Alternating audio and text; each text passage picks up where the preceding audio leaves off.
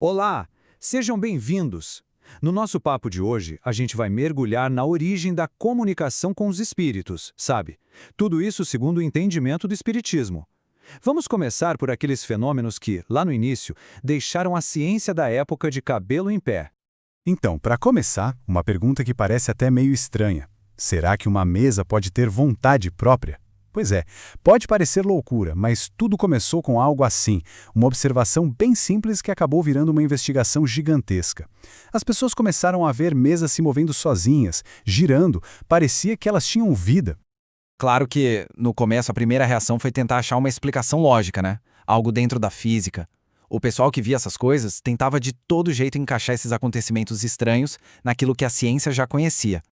Então, o que se via eram mesas se mexendo, levitando, dando pancadinhas, e isso geralmente acontecia perto de algumas pessoas, que mais tarde foram chamadas de médiums. No começo, era tudo visto como uma curiosidade da física. A aposta era que devia ser alguma força invisível, sei lá, eletricidade, magnetismo, algo do tipo. Aí o debate ficou bem dividido. De um lado, a galera da explicação física. Deve ser uma corrente elétrica, magnética ou algum fluido que a gente ainda não descobriu. Do outro, a hipótese de uma causa inteligente.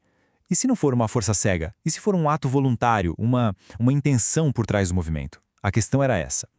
E aí que vem a grande virada. O ponto de inflexão foi quando esses fenômenos pararam de parecer aleatórios, sabe? Eles começaram a mostrar sinais claríssimos de que havia uma intenção ali. Ficou evidente que por trás daquele efeito físico tinha uma inteligência.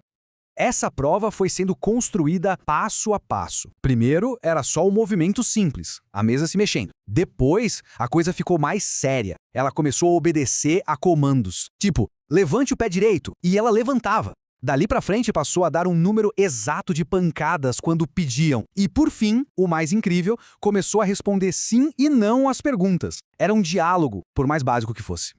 Mas olha, não parou por aí não. Os fenômenos foram ficando cada vez mais sofisticados. A mesa passou a imitar sons. Dava para ouvir rufar de tambores, barulho de tiro e até o ritmo de músicas conhecidas.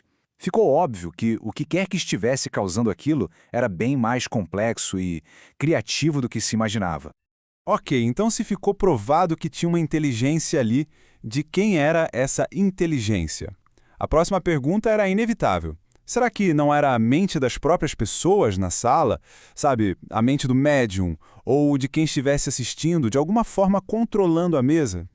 Bom, de acordo com o que o espiritismo veio a entender, essa hipótese começou a cair por terra por causa de algumas observações bem fortes.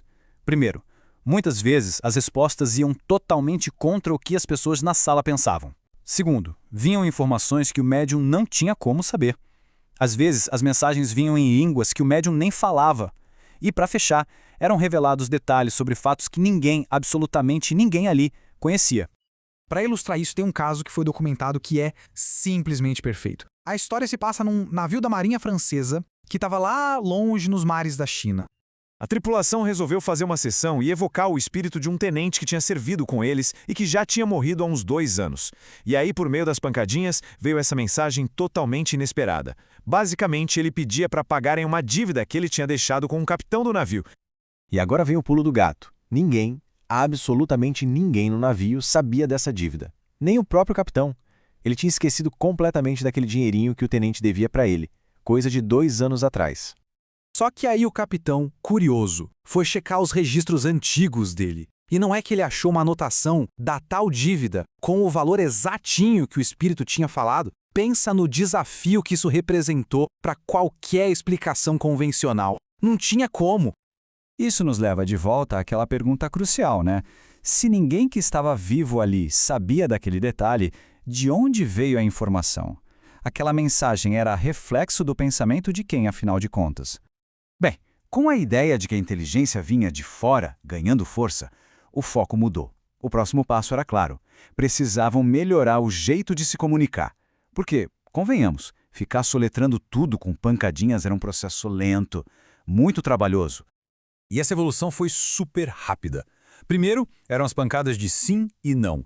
Depois, evoluíram para as pancadas alfabéticas, que já permitiam formar palavras. O passo seguinte foi genial.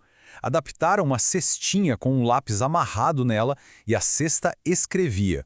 E, por fim, a evolução máxima, a escrita vindo diretamente da mão do médium. Esse método, que foi uma verdadeira revolução, ficou conhecido como psicografia.